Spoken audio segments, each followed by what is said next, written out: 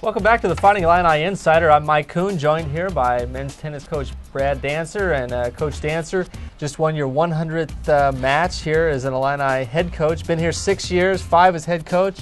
Where's the time gone? It is going by quickly, and I think it's one of those things. When Amy first told me about the 100 wins at Illinois, I was like, wow, that's pretty impressive, not from a coaching standpoint, but just to have hung around that long. How has the program evolved over the last 5 or 6 years?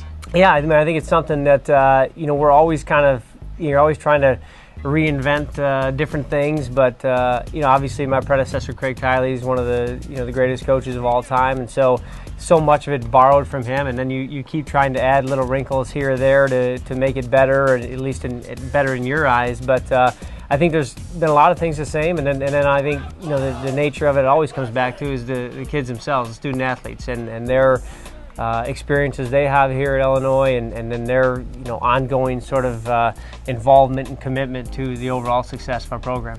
Now, one of the things you look down your schedule, ranked team every time out. The schedule is it's been tradition here at Illinois to play the best, and certainly this year is no exception. Yeah, I mean that's what we do. As we talk about recruiting wise, if you come to Illinois, I think every year that I've been here, our schedule's been in the top 4 or 5 most difficult. If you go RPI, and so we just. We do that on purpose. We want to have those tough matches. I think our guys, needless to say, they get up for them. They get excited about playing all these tough teams, and I think when comes time for us to get the Big Ten season, we're not at that point overwhelmed by the quality of the competition. Let's talk about the top of your order: Marek Travinsky and Dennis Navolo, 1-2. What do they bring to the table? Certainly the experience from the last couple of years. Yeah, well, I think Marek has been somebody that's.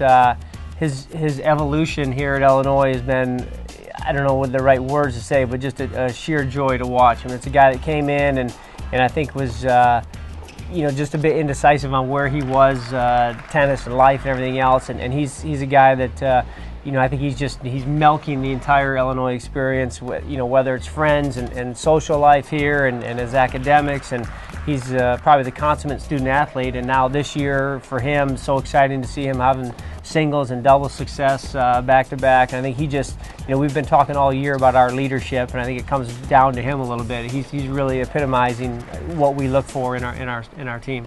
Highest ranking that he's had of the year at this point, up to 64. And then the doubles team is, they got a chance to really make a run, I would think, at the NCAA based on their ranking. Yeah, we'll see. I mean, I think it's one of those things that, they had some great wins in the fall, and a couple of those they were, really close to losing, and they snuck them out. I think one of the things they've got going for them is they've got a little bit of, moxie to them. They feel like they can get out of any situation, and so as you said, that all kind of remains to be seen at tournament time. But I think right now we definitely think they've got a good shot to take a few down.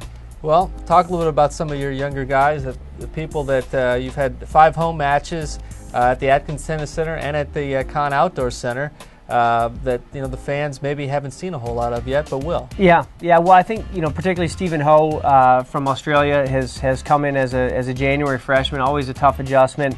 And, it's funny, as coaches, we're always picking on him and wanting to see more from him and this or that. And then the bottom line, he's put together a nice little season for himself. He's got quite a few wins.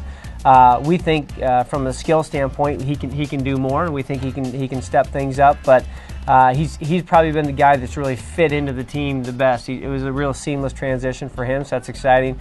And then Johnny Hamui, the transfer from Florida, was, I think, for us what we looked at with Johnny and what we continue to see is there's a great energy, there's a great infusion of excitement and enthusiasm from him. We knew that. We recruited him hard initially, and I think he's brought that.